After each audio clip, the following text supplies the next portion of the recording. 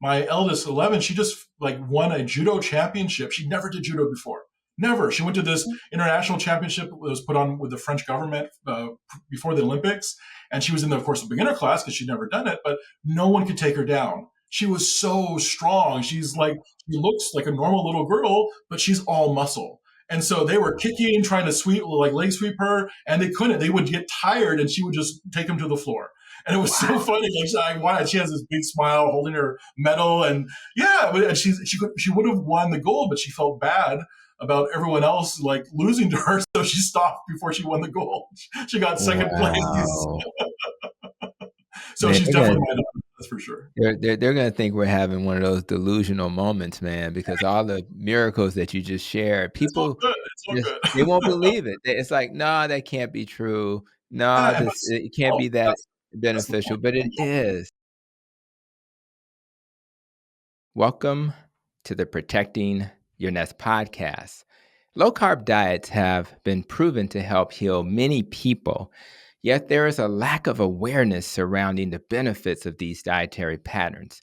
That's why it's crucial that we improve our efforts in marketing the benefits of low-carb, keto, and carnivore in order to reach a wider audience and to help more individuals experience their amazing healing benefits. Marketing is so important because it allows us to spread the message and educate others about the positive impact that low-carb, keto, and carnivore diets can have on their health. In fact, when I spoke at the Symposium for Metabolic Health in San Diego in the summer, I shared the more than 50 health conditions that benefit from keto based on the science, a list that most clinicians and doctors are not aware of. And some of the conditions that I mentioned included things like diabetes, epilepsy, autoimmune diseases, mental illness, dementia, lymphedema, and so many more. So by raising awareness and promoting these diets effectively, we can reach individuals who may be struggling with these health conditions and provide them with a potential solution that can improve their overall well-being. But more importantly, empower them to make informed decisions about their health and encourage them to do something about it. So in order to help make this a reality, today I have an expert in the field of marketing to share his perspective on the importance of using marketing to spread the message that food is the perfect medicine. Today's guest is Jules Anacker. Jules is a guy who literally used an animal-based diet over the last couple of years to improve his mental health, and his family has benefited as well. He's also been very successful in a marketing career, which is why I wanted to bring him to this episode. And although he's semi-retired, he is on a mission to help you and I achieve metabolic health. And with that, my friend, I welcome you to the podcast. Hi, Dr. Hampton. Pleasure to be here. Thanks for having me.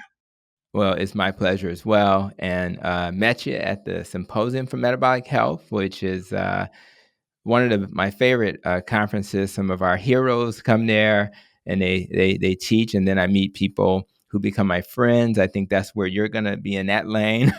And I really appreciate all you're doing. And I really look forward to introducing the company you started to this audience that's going to help in that marketing. But before we get to that, let's get to know you a little bit better.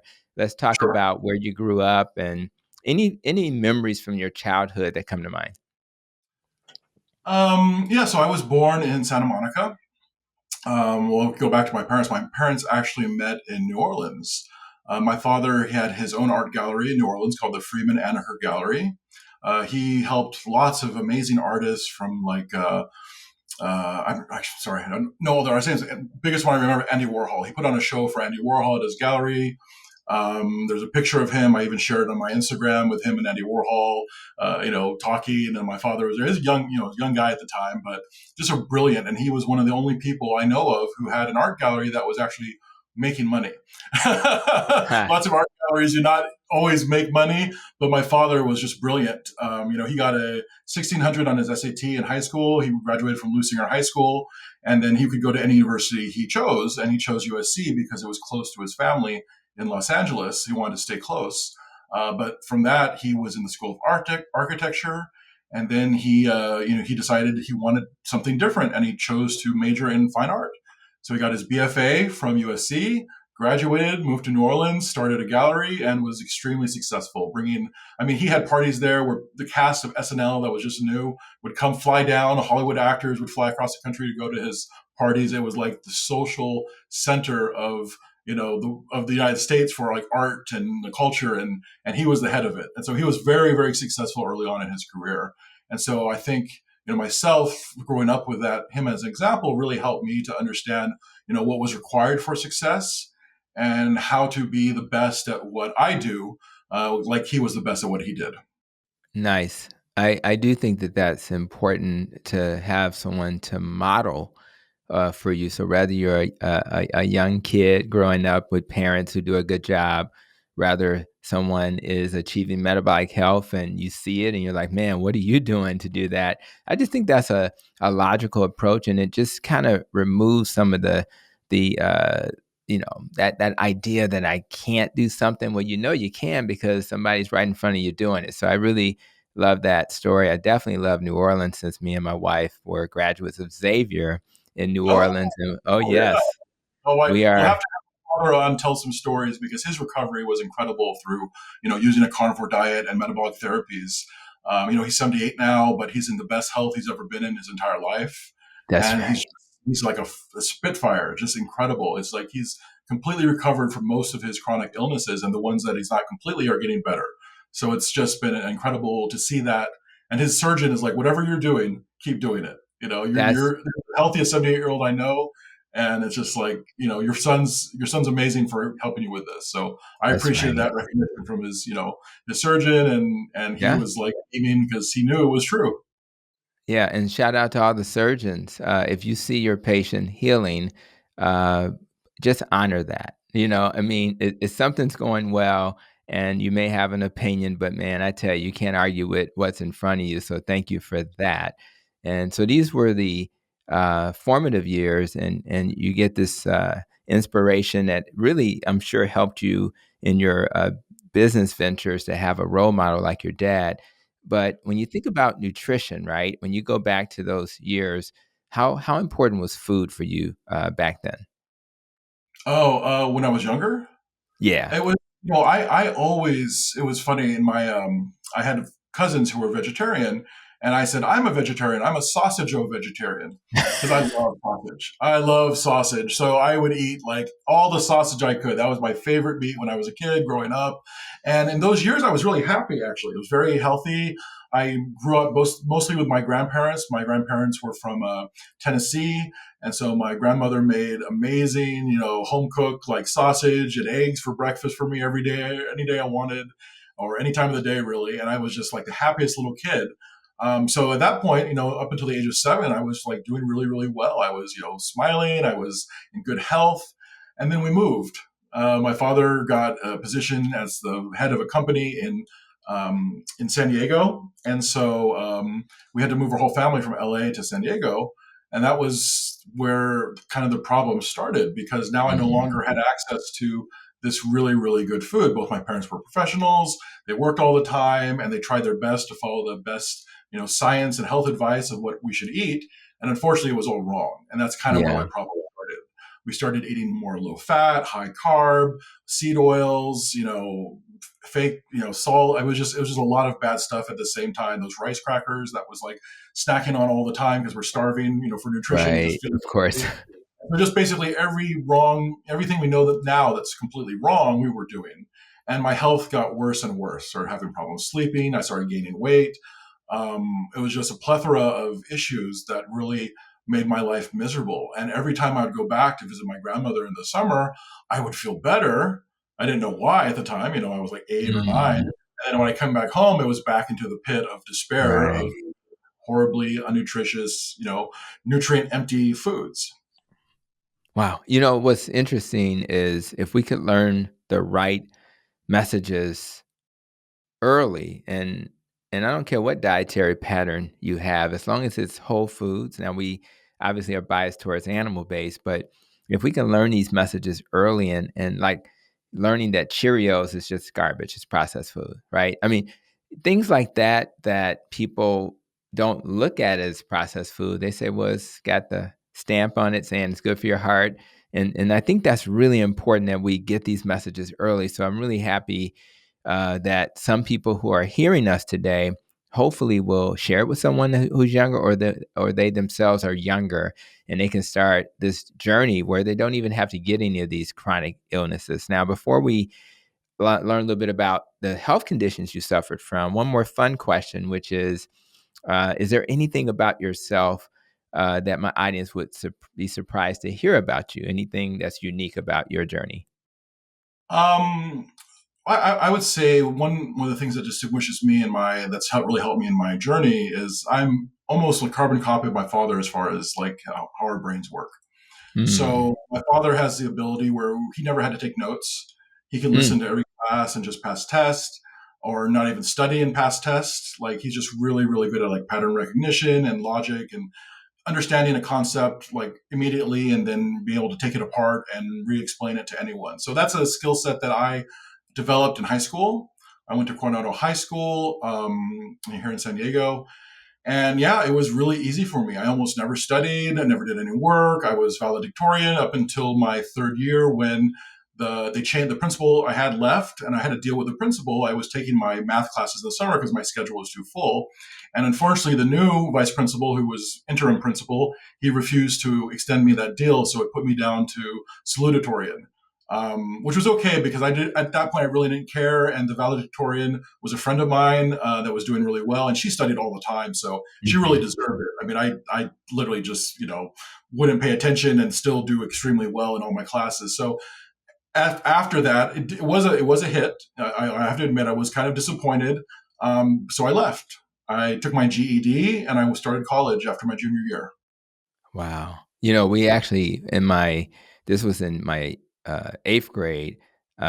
We had a guy who was a valedictorian who probably should have been a valedictorian. Then we had me and this other guy that they were trying to decide who's the salutatorian because we probably had the exact same resume. So I kind of won, but I always felt like some kind of way. It's like, really, should I have won? Should he have won? Yeah, But either way, I uh, but they're yeah, friends. So the whole, like literally the top four kids, they were all guys in the school, and we were like buddies. So it was kind of like, but it is what it is. And but I appreciate that. So it's good to hear that story.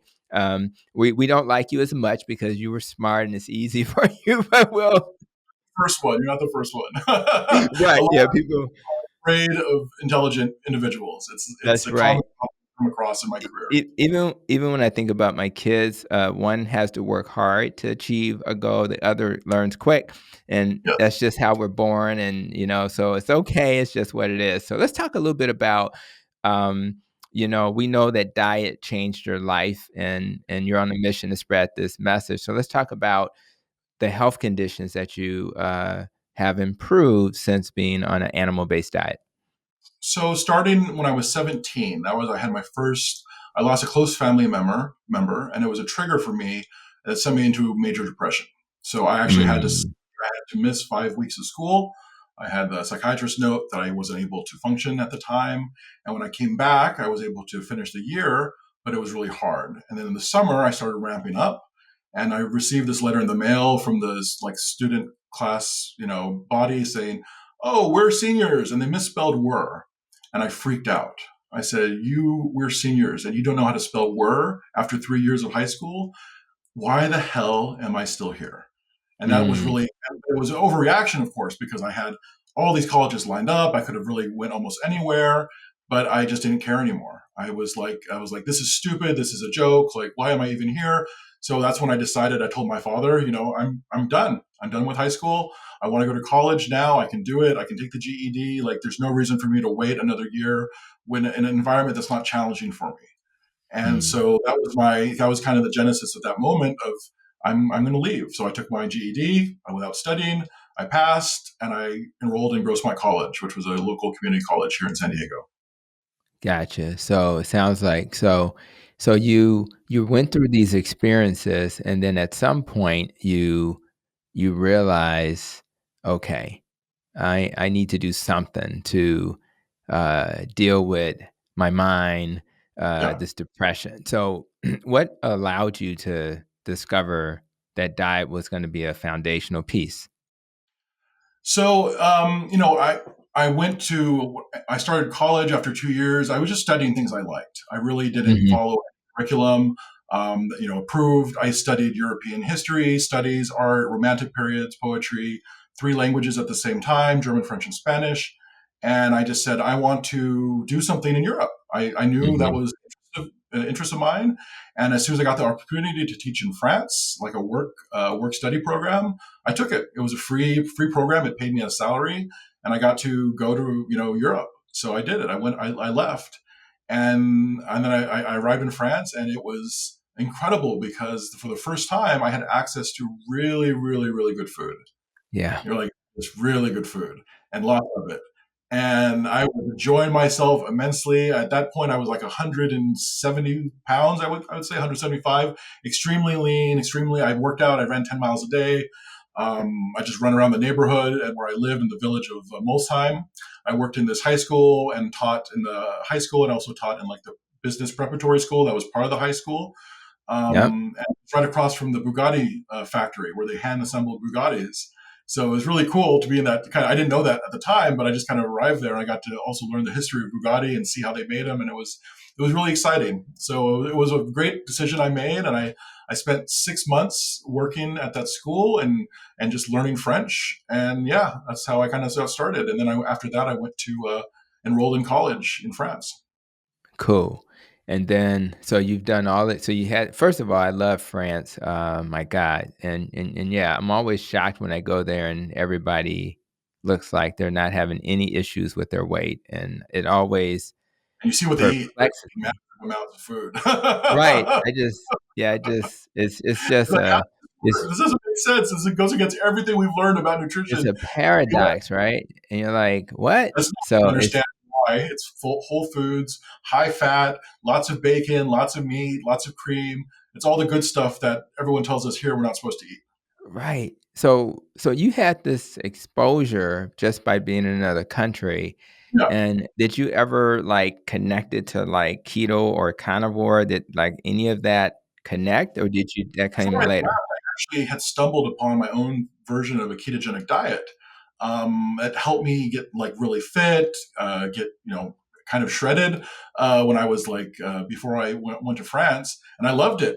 I was doing really well on it. I felt better. I was excelling in everything. But then my parents found out what I was doing, and they convinced me to stop. Hmm.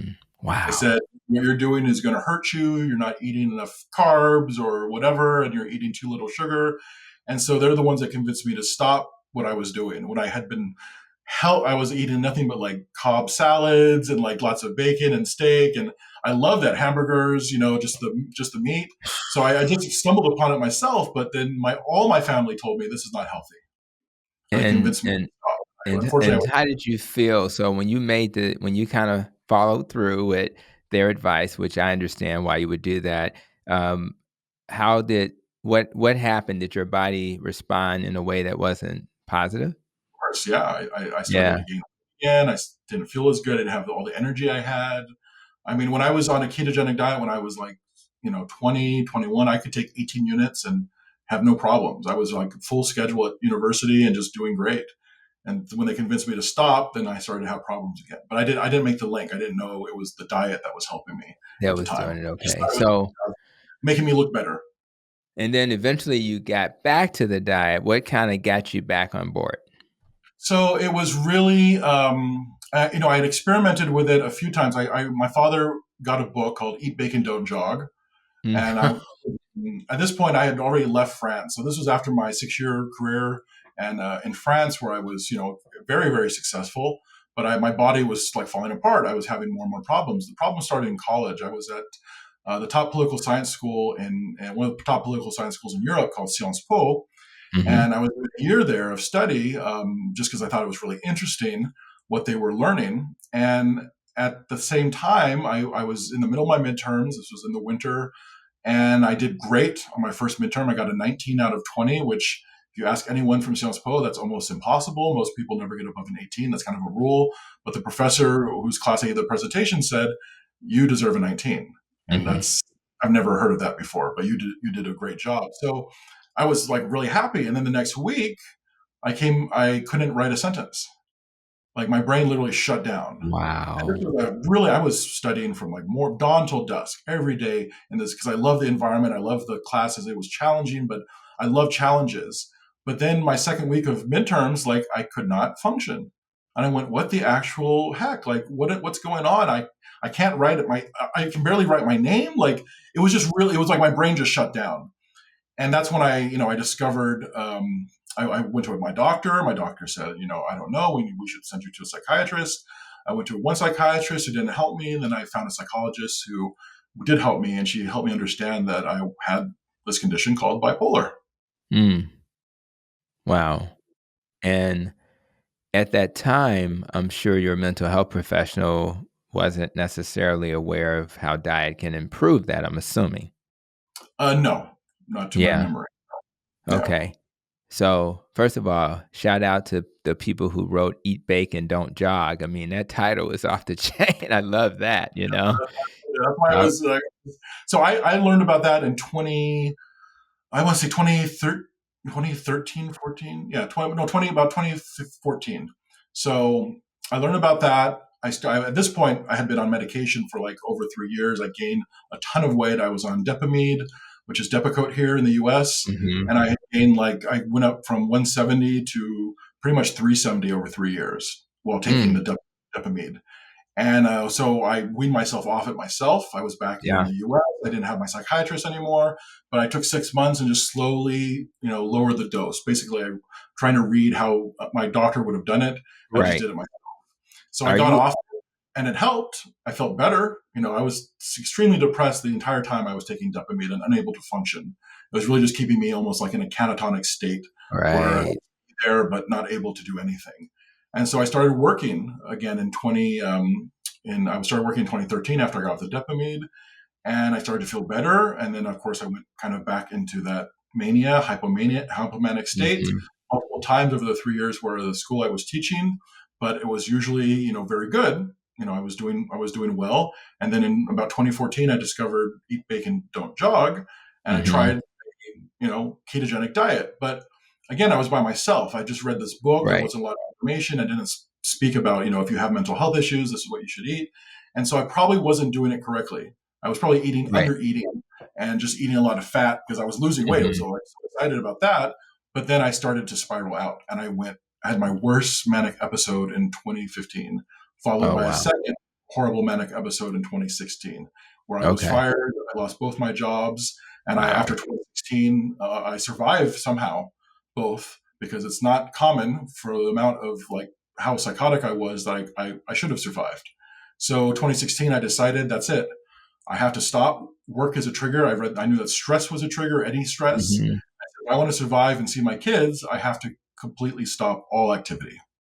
Wow. So, you've given me a nice perspective in terms of the impact that the bipolar diagnosis has had on your life. When you think about your day-to-day activity, I just want to visualize, just like the movie Beautiful Mind, right? And I think that movie dealt with schizophrenia, right? So, if you're how can you help us visualize what through your lens, what it's like to have a diagnosis like bipolar, just your day-to-day, how you feel, how it affects your emotions, how it affects how you interact with people, just anything you can share with the audience. So for me, it was always slipping into delusions. So Mm, reality would start to mix with fantasy. mm, And I had this successful career. I was very, very good at what I did. I made, $100 million companies successful. I had a project that was on its way to make $1.3 billion for a large American multinational. And so I had all this success, but I would start to slip into delusions where I would mix that success with things that weren't real. So, for example, I would say instead of saying I have this extremely successful, marketing group, Anacker Marketing Group, I would say, and I'm the CEO of Google. mm, So that's how the delusions would kind of filter in. And the higher I right. got in mania, the more my mind would start to slip from reality. And so, of course, I would say things that were completely insane. People looked at me in the beginning, it was really cool. Like, oh, wow, you did all this stuff. That's great. And then they would start to say nonsense. and it would always go that way. And so it was really hard. I wouldn't see it, of course, in the delusion. I believed that's by definition of a delusion. You believe everything you're saying. So I was very Right. convincing. But if you thought about it for a second, you go, wait, that's not possible. Like, none of Right. that all be true. Some of it sounds true, but the rest doesn't.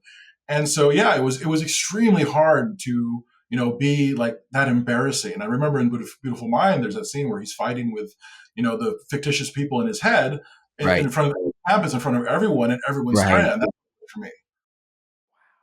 Yeah. So One more it was hard. thing. Yeah, it's like I'm just visualizing this. So one more thing, like I think about the Road Runner, Beep Beep, the cartoon, and I think about when I see people who are manic, right?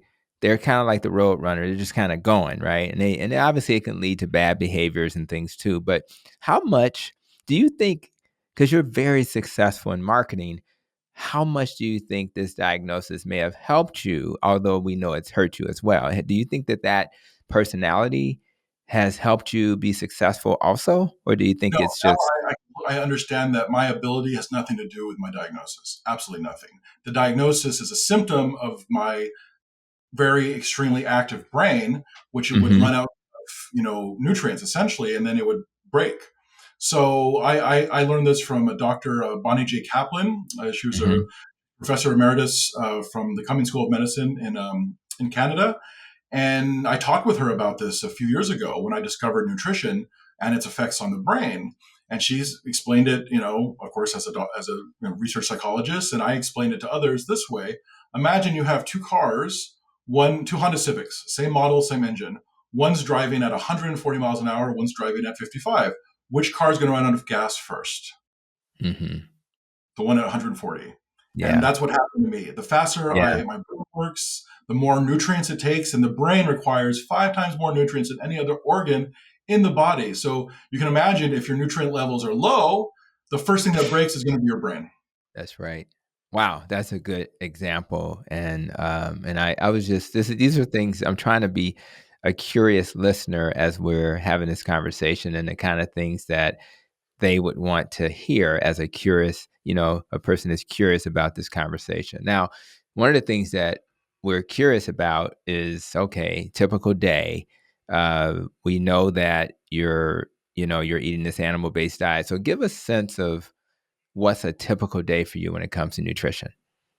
So typically, I eat 1 to 2 meals a day. If I eat one, it's a big one. I Yeah. prefer steak, usually beef, any ruminant animal. That's the most nutrient dense, so that's what I prefer. And then Yeah. I will throw in any other kind of meat that's available as like a topping. So last night, for example, I had some smoked brisket with a side of pork belly and some crab lump salad, plain, just the crab meat, and then a Mhm. couple pieces of Italian burrata. And that was my dinner, and it was fabulous. I mean, I really, Sounds really fabulous. enjoyed it. I felt great afterwards. I slept great. Like, it was wonderful. So, and so it's usually meat. I grill a lot. I bought a Yeah. beautiful giant, like ultimate Weber grill. I put actually a steel top on top of it so it wouldn't burn the meat, but I can still Mhm. Mhm. amazing sear. And so I cook mostly myself, and then if I go out, I just order. Most every restaurant I go to near my office has hamburger, so I can Okay. order hamburgers Okay. without the bun, some cheese, some That's bacon right. on Right. top, sometimes some avocado, and or just a ribeye. Like, that's I my love that. eat Right. that every day, and that's the only thing I eat, so I can splurge on one meal. It's not that expensive. If you look at over the entire day, that's the only food Yeah. I'm eating. Yeah. It's not that expensive. You add up if I went to Starbucks and did all these other things, that costs more than a ribeye. That's So right. it was for me that the calculus wasn't like, oh, this is going to be expensive. No, I'm saving money and saving time, which for me in my work is very important. I do not have time to waste. I go shopping, I go to the butcher, I leave, that's it, done. So it's like it makes life Right. so much easier. And when I go shopping on vacation, same. I just beeline to the butcher section, pick up eggs, bacon, sausage, steak, and I'm out. So it's great. I love it. Yeah. Thanks for sharing that message because I found the same thing. I was just talking to my wife about there's a local butcher. Now she's more ketovore, but I'm like, we this needs to be our place because it's not far from home. The Mhm. prices are reasonable. And all this other stuff they have in the grocery store, I don't consume anyway. So why are we even wasting time going to these places? So that's going to be our transition. You, And real I quick, drink you green said tea. This is you got to the drink that. Yep, I agree. I thank you for sharing that as well. You mentioned I'm still learning, man. So steel, you said a steel top helps to keep the meat from burning. On Well, it's like a hibachi top, so it's like yeah, the fire can't go through, so it gets really hot. It's like a big plate of steel, and it goes on top of my grill, kind of like a Blackstone grill. So if you have a okay, Blackstone, the same concept, but I just put it on top of my Weber, and so I can get it really hot. I can sear the meat, but I can also cook sausages, and the flare ups from the grease doesn't burn. It makes cooking fatty meat really easy because you get a lot of burnout from yeah, it. Cooking like the yeah. fattier the Not meat, the more likely of an oil fire. Oh yeah, that you better know it, and so. Thanks for that tip for those who are checking this out. Let's Yeah. talk briefly about your family. I know your dad has Mhm. success. You have kids, so let's share the miracle that has gone beyond you and has actually impacted your family. So when I started carnivore, for me it was 2 weeks. The negative thoughts went away 2 weeks in, and then by 6 months, pretty much all the physical ailments I was suffering from went away. And 3 weeks prior to carnivore, with the help of a therapist, I actually accepted that I was going to die and that it was okay. So I'd Hmm. actually completely lost hope. And then I was listening to Brian and Tro's Low Carb MD podcast. I heard about carnivore and helping with mental health. And that was literally 3 weeks after I accepted that I wasn't going to be around. I was going to make it to 40. So Wow. that was a shock, and I tried carnivore 2 weeks in, like the negative thoughts went away. 6 months in, I started feeling better. And then as soon as I had these amazing results, I told my family, okay, we're all doing this. Like, this is incredible. And we all switched. And my kids love it. They love steak. They love meat. They love bacon. They love all the foods that we were eating a little bit of, but not enough. And now Hmm. it's like they got, I mean, my daughter, she's 9. She can eat hamburger cheeseburgers every day. Every day. She never gets bored of cheeseburgers, bacon cheeseburgers. Wow. We cook up a big pot of bacon the way Dr. Ken Berry showed on That's his right. YouTube. Just put it in a pot, let it boil, renders all the fat, and then fries it. It's amazing. It's like the best technique for cooking bacon. I bought a pot just for that. An Yeah. expensive Swiss pot just for that, just to make bacon. I don't make pasta. I don't make anything else. So we do that. And yeah, I mean, my kids, they're doing so much better. Like, they have more energy. They have more focus. They have less stress. They're able to handle stress better. They're healthier. They don't get tired. And they don't even, like, sometimes they forget to have breakfast, but they're not hungry. And they see Right. They're older not hungry. people, like, jittering, like waiting for that first hit of like carbs, yeah, at break time. And they're just, Daddy, do I have to eat at break time with everyone else? Like, no, honey, you don't. You can just sit there and watch, as everyone else like gets their sugar hit. And yeah, it's just been incredible. So to see my daughters, the 9/11, like, blossom on this way of Yeah. eating, and to have such, better health and just stronger. And my eldest 11, she just like won a judo championship. She never did judo before. Never. She went to this international championship that was put on with the French government before the Olympics. And she was in, of course, the beginner class because she'd never done it, but no one could take her down. She was so strong. She looks like a normal little girl, but she's all muscle. And so they were kicking, trying to leg sweep her, and they couldn't. They would get tired, and she would just take them to the floor. And it was so Wow. funny. Like, she has this big smile, holding her medal, and yeah, and she would have won the gold, but she felt bad about everyone else like losing to her, so she stopped before she won the gold. She got second place, Wow. so Man, she's definitely my daughter, that's for sure. they're gonna think we're having one of those delusional moments, man, because all the miracles that you just shared, It's all people good. It's all just they good. won't believe it. It's like, "Nah, that can't be true. Yeah, Nah, and this it can't be that that's the beneficial," point. but it is. It And is, I yeah. see it all the time. I see it when I interview people like yourself. I see it in clinic, and it's not delusional, guys. This is a real thing. And at the minimum, if you're checking out this episode and you're like curious, we always say carnivore curious, right? Um, Maybe you should just try it because you're not gonna a steak's not gonna kill you. You just have to try it, and if you feel much better and your family feels much better, whether you're doing keto or carnivore, it's just worth a try. Yeah. So now I Well, want to honor. I'll just add, after 6 months, I started taking a broad spectrum micronutrient supplement that was been around for 28 years. It was studied for specifically metabolic health. And adding that to my carnivore diet, it made it even better. And Oh, that's it what did. me was the key, because even on carnivore, I would still, like, my brain would still, I use my brain a lot. It would start Right. to fatigue and I get tired. I have to take some naps, just to recharge. But with this, like, I can work from dusk till dawn like I used to when I was in manic, except I don't have the mania. I sleep perfectly. And That's so now, that's is there a really been the specific name that you of this supplement, or do we need to share it? it's called the EMP Power Ultimate from True Hope. Okay. That's been incredible for me. I took it I've been taking it now for over 2 years. So after 6 months of Okay. carnivore, I added that to my diet. And it really just made sure it's one pill and it has 15 vitamins, minerals, and amino acids all in one Cool. tiny little. And it's just enough where it creates that synergy, which allows all the vitamins in your body to kind of work together. That's And right. yeah, it's been a game changer for me. And that's the one where I sent boxes, like tons of boxes to my partners. I said, they were already like trying eating more meat and feeling better. And we all took the same supplement. And that's when we went, oh my goodness, this is Yeah. everything. This is the It's future. it's so hard to make sure you're eating everything or getting everything, right? Yeah, I mean, So fish having a eggs, little right? bit How often can you buy fish eggs? Where do you source them? Like, there's right, a lot of things exactly. Too many to get factors. all the vitamins and minerals and amino acids. And so, like, I just prefer to eat steak. That's the easiest thing for me to eat when I'm out and about. But I'm not eating fish eggs, so it's worth it to me to, if I'm going to have such a simple diet, just to take something that just helps kind of fill out the gaps.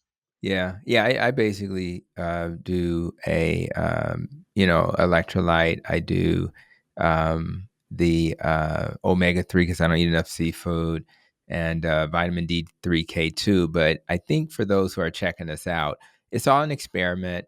If you feel phenomenal and you're doing fine, do you? But it's nice to just have a few things to consider, and sometimes those little blind spots may be the thing that you were missing to optimize where you are. So again, I just think we give people information and we let them do with it what they want. Now, since we're a little bit past half the recording, I want to make sure we talk about what the focus should be, which is marketing, right? So had a nice Right. intro talking about marketing, so I want to make sure we get to that now. Right.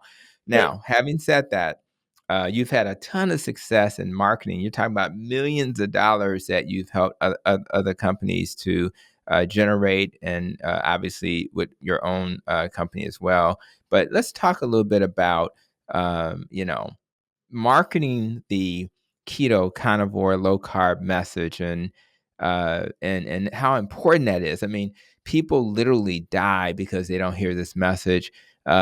People live with mental illness because they don't hear this message. People stay on insulin for the rest of their lives because they don't hear this message, right? So, and that's for the type 2. So let's talk about Heart Lab. Obviously, that's an acronym because it doesn't sound like it has anything to do with, marketing or anything like that. So talk a little bit about what that is. Yeah. Yeah. So HEART stands for Healing, Eating, Achieving, Recovering Together. So that was the Yes. genesis with my partners when we started this, metabolic health journey. We said this is everything. Like, and heart, it's a great simple symbol, kind of like Apple, easy to remember, right? That's what we're looking for. That's right. And so that's why we created Heart Labs. And Heart Labs came together because we all improved. We all felt amazing. We had all this more energy. All of us had various diverse problems between my partners and myself and my friends. And once we experienced remission, we said, okay, what can we do? How can we make this better? And of course, we work at the highest levels of marketing. We're talking multinational firms, Hmm. international branding, like just, video, media, fashion, and we all have that experience, but that's very expensive. Like, if you want to hire us, I mean, the in our group in Heart Labs itself, the lowest salary is about 300,000 a year. So you Mm. imagine how much we would have to charge someone like a doctor like yourself to build their website. And so we said, well, that's not going to work. No one, and we're not going to, we can't volunteer for free. We have bills to pay. We have all this other stuff going on. So how can we make this work? And so that's why Heart Labs was created. We found a way to fully fund ourselves through product development that would then allow us to actually offer our services, pretty much free to anyone who was interested in the metabolic space. And Mm. so we came together. My CFO he came from he's worked in major tech companies, like brilliant at structuring deals. And we just sat down in, his living room and hashed it out. Said, how can we make this work? What kind of structure, what kind of business would we have to make in order to generate enough income for us to do the work we want to do to Mm-hmm. help the metabolic movement? And that's literally where it started. And as we started to advance in it, I was able to share it with more people that I knew who worked in, private equity, people who worked Mm-hmm. in, funding we're funding hospitals. Like, these are the various very, very Wow. rich people around the world. And just because of my connections, we had access to them. And basically, that was how it started. And I brought people like one of our programmers. She won the hackathon twice. She's brilliant, but she also got exposed to metabolic therapy through me. And so she became a believer. So all these people kind of joined because they experienced firsthand what metabolic therapy was and how it could Mm-hmm. really change the world for the better. And so it was really the easiest sell. I didn't have to like pitch much. I just say, Right. try this. And if you don't feel better in a week, don't call me back. And they did. And they went, okay, what's next? And so there's 6 of us at Heart Labs currently. But we run the gamut of like expertise and knowledge and background, and really Mm-hmm. from all the top schools in the world and in the country. So we're just really excited that we're able to now, officially launch. Today was actually our launch day, where we're able to talk about it openly, what we've been working on. And our goal is to allow anyone, any doctor. If you look at my LinkedIn page, you can see the kind of work we did before. We're paying customers, of course, for doctors and dentist office and T-Mobile and like the Super Bowl, and that's just recent work. Actually, it's not our whole portfolio, but it's just we try to update it. But yeah, we can bring that same level of excellence and professionalism and Apple level marketing Right. to everyone in this space, and that That's was the whole point. That's why we came together to do this, because we had to find a solution and get funding to make this possible, because it's not cheap. Apple spends a lot on marketing, and there's a reason why. Movie studios spend a ton on marketing. If a movie costs 100 million, they spend 100 million on marketing. That's not a joke. It's not. That's the cost of doing business. And in this space, if we want to make like paradigm monumental change, we have to spend. And we don't expect the doctors or the researchers to spend. They're not making that much money. But if we found a vehicle, and we did find a vehicle to fund this, we could do it, and we're self-sustaining. Literally, we do not have to ask for money for Heart Labs. We can literally do it for free based on the model we built, and that's proprietary. The I'm secrets. I'm feeling I I'm should feeling I'm feeling delusional again. You're making me feel delusional, man. That's that's amazing. And did not know the breadth of what you were trying to achieve and your partners. I am so grateful because you're right. So many people just want to spread the message, but again, knowing how to do it, knowing there are times when there are some resources needed. But thank you so much. I think there are certain things in the world of low carb that matter. Just like we are very happy that Doug and Pam have started Low Carb USA, right? Oh yeah, And that incredible. I love vision, it. isn't Yeah, that amazing? So, yeah, but amazing. it's just we need more and more and more, and then because there's nuance and the how people hear the message may need to be different depending on who's sharing it. So you had me at hello with that one. So excited about that, and I will make Our sure to share. partners run government development agencies. Like, I've worked for government development agencies. I have, that history, and these are people that I'm connected to on LinkedIn. You can see them. They're not fake. Right. Um, like but I've worked across so many industries that we have contacts around the world. I mean, pretty much every major market. So for us to expand to do what we want to do, it's really simple. I basically have to Yeah. send a text and say, hey, I'm working on this project. And when I came back, 2 years ago, but I wasn't. I was just working with my friends on this project. And then when I came back officially last week, I had to create my LinkedIn page because I deleted it in 2011 when I stepped down. Hmm. And when I built it back up, all the people that I had worked for and worked with, they all connected with me again and said, welcome back. It's Wow, good that's to have you. fantastic. We miss you. I got personal Yeah, message all day. And they were like the people that knew who I was, knew what I had done personally because they had seen that's it. right.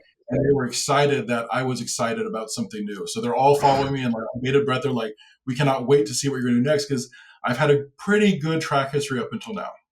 Wow. Well, Well, again, it's a testament to how they perceived who you are as a person, and I think that sells itself. So I'm really happy that all connected. Okay, I'm gonna ask a selfish question, and it's about my kids. I have to go there because I Oh, have hey, two kids who come on. both. Yeah, I just got to go there. Two kids graduated from Washington University in St. Louis. And one is they both got an MBA for marketing, and one's working for a company locally that markets for the lottery, which is interesting, considering how I grew up. And and then the other just graduated in marketing. He's kind of doing some insurance stuff right now. So if you saw two young men with marketing degrees, any type of, what advice would you give them as they kind of, because they're literally in their 20s and just getting started. So how much So of this, yeah, what's your thoughts? I would say, what made me good in marketing was I studied what I liked. So I was at the time Mm, I was at Sciences Po, I was taking business classes at Harvard and Stanford online. They were mm-hmm, free. I studied the subjects I thought were most important. I followed my instincts, and it always paid off. That was mm, allowed me to do the kind of marketing campaigns because I didn't. You don't study marketing at a political science school in France. Like that's not one of the subject classes. But I had to learn it myself. So I was always self-taught. I literally mm, have no degree except for a diploma in French and language culture that I needed. But I spent 8 years at school studying what I thought was important for my future. And mm-hmm. so at Stanford, I love the Stanford Social Innovation Review, talk about building socially conscious businesses and what people were doing around the world. I used a lot of that in my work. At Harvard Business School, the professors there helped me so much with their writings and their classes. And again, this was all this was in 2006, 2007. This was all online. You could access all of it. So, I would suggest that anyone who's interested in learn what you want for your career and what you Yeah, think is important. Do not listen to other people tell you you need to know this, you need to know that, because they're not going to be there to give you your first job. It's all right. on. I love that advice. That's advice that they may have heard before, but I think hearing it again in a way from another voice, someone who has credibility and has been successful, that's very happy. Which is kind of why I know that eventually I'll just be just teaching and sharing metabolic messages because I really like that. Like I really Yeah. love not just the fact that I like it, but the outcomes are amazing. And it's like you feel like a superhero every day because people I are can say benefiting. your talk at the conference was excellent. I took a picture of you. I said to my director of marketing, I said, "This guy has got it." Like the way you presented yourself and your Yeah. slides is like, this is one of the best presentations of the conference. And I sent it to Oh my director of wow. branding and marketing. His name is Tony Brown, and he said, "Oh yeah, I like this. That's This nice. guy's got it Well, going on." I said, "Yep, he thank does." you so much. So I actually that's why I said hi to you afterwards because I was That's actually right. very impressed by Well, thank and you. what you're doing is great, and that's what we want to do is help people like you who are really trying to get the message out there, but just give you the tools that every major company has, That's right. unlimited resources of. And I worked in nonprofits before, and I love nonprofits, but sometimes they're limited what they can do because of the charter, because of everything else, and That's that's why right. we created a for-profit company. Now we're not making it to make money for ourselves. We all have money. We're Right. making it to make money for everyone else who needs it, so we can do the work Get and the just not have message to get out. approval. We don't have to ask for, hey, can we get, no, we're not asking for donations. We are saying we're making money for everyone that's helping us, and we're helping them get the word out. And that's why we decided to do a for-profit company, because the nonprofits are essential, but some things nonprofits cannot do. Wow. Well, thank you for that. Again, you're mission driven, and when I listen to people like Dave Ramsey talk about wealth, and down in Tennessee, that Southern guy, Yep. it's really about now. You're young, you're not an old guy, but you're at a Pretty much. phase where, yeah, you're a baby. I'm 56, right? but but being able to, he always talks about live like no one else so you can then, give and give like no one else. And I just think that that's an important message. So real quick, I wanted to ask you about, because people always think that you have everything figured out. Once you've been diagnosed with something like bipolar, it's always there. Once you've struggled with weight, if that's a struggle for people, it's always there. It doesn't go away. So when you think about challenges you're still facing as it relates to your health journey, are there any things that's really you're still trying to, like, for example, I just started working with a trainer because I just wasn't consistent with exercise. I just wasn't. But now that I have a trainer, in fact, I did some exercise this morning, and my trainer, shout out to Carly, who's my trainer, she texted me and said, before we meet again, this is what I expect you to do. So I literally did some Ben Bokikio exercises with the bands, and then I did a light jog, and it almost killed me. But the point of it is being accountable to somebody. So what struggles do you still face or challenges? So personally, the biggest struggle is the belief in myself.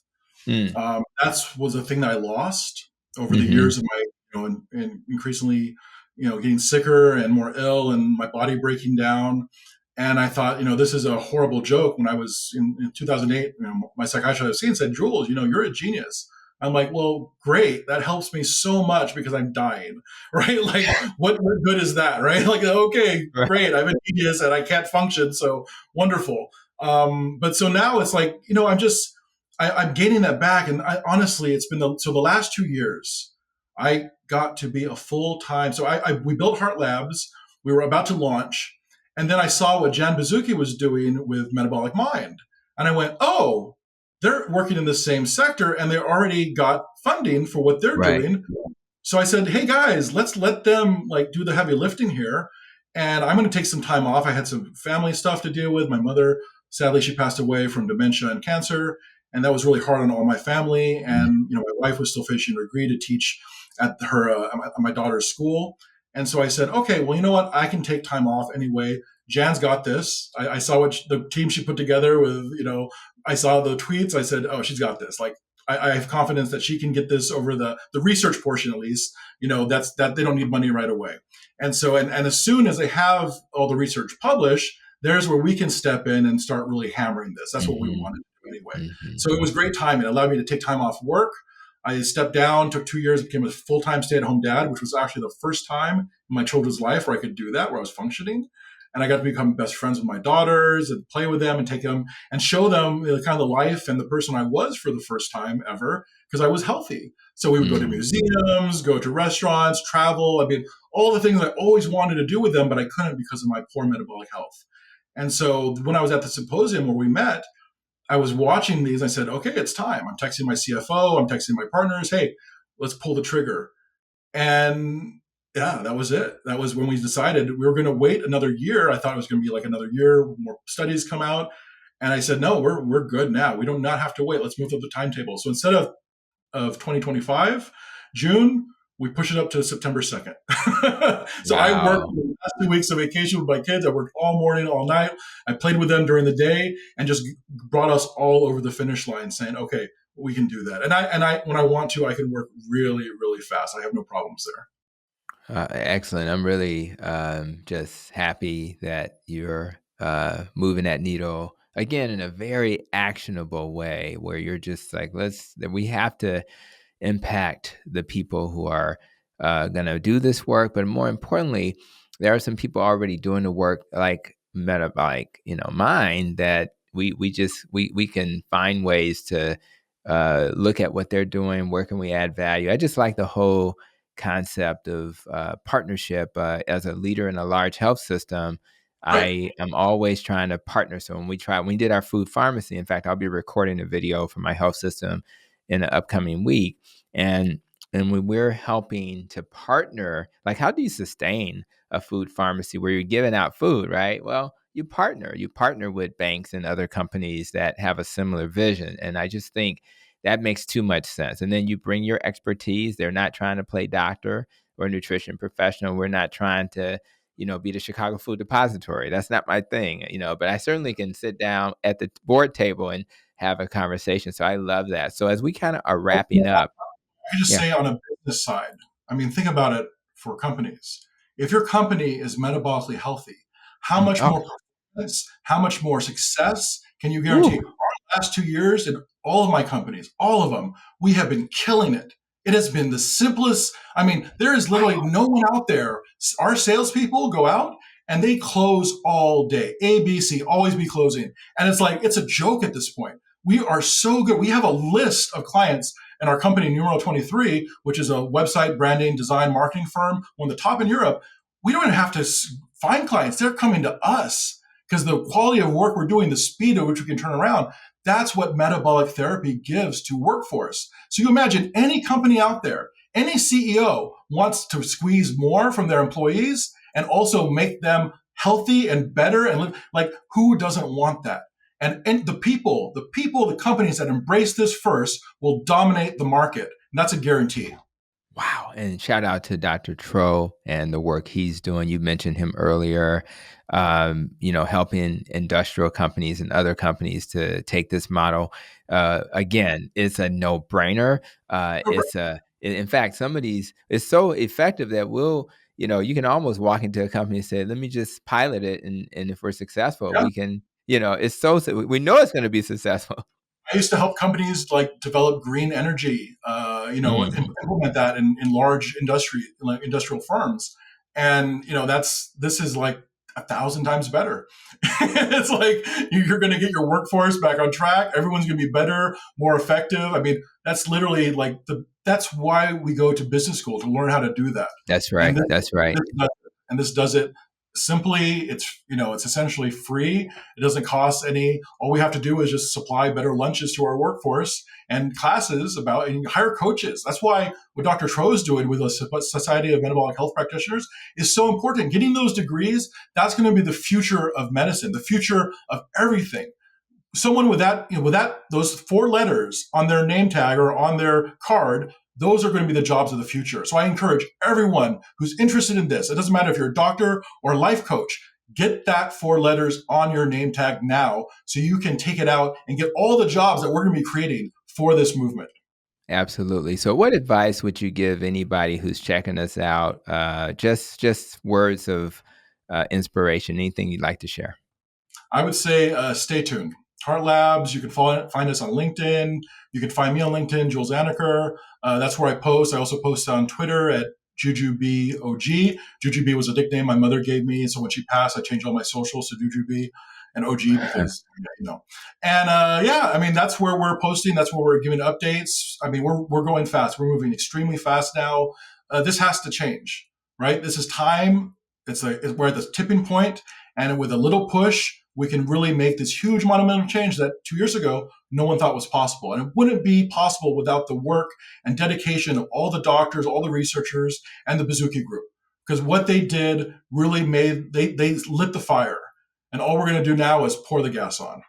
I love it. So let's talk about you protecting your nest. As you know, my nest and rope focus on nutrition, exercise, less stress, more sleep. Making sure our thoughts serve us, recovering from trauma. It sounds like it was trauma that kind of led to these mental health things, starting with the losses you had. Rope talks about the relationships we have. You have great relationships with your family, avoiding organisms and pollutants that hurt us. And of course, making sure our life experiences serve us and protecting our emotions. So when you think about those various aspects of my nest and rope acronym, any area that you kind of suggested already, how you think of yourself, anything else that you want to share? It's what lights the fire under me now. The reason why I got out of it, fully retired, and why I wanted to do this was really to build a better future for my kids. I saw the world that they're growing up in now, and it's really scary, really terrible. And I know that with proper nutrition, getting people metabolically healthy, it doesn't matter who you are, what your background is, where you're from, it's going to make the world a better place. And if we can do that, what else could I do besides that? And there's nothing else I'd rather do. So this is my mission till the day I die. Get this out there, change the world, and then we can tackle the real problems, because this is simple. This is easy. We got this. Yeah, I agree. And my kids will. In fact, I was just talking to my boys just yesterday, and we kind of shared with them without the full conversation. You guys are going to be in pretty good shape when we die.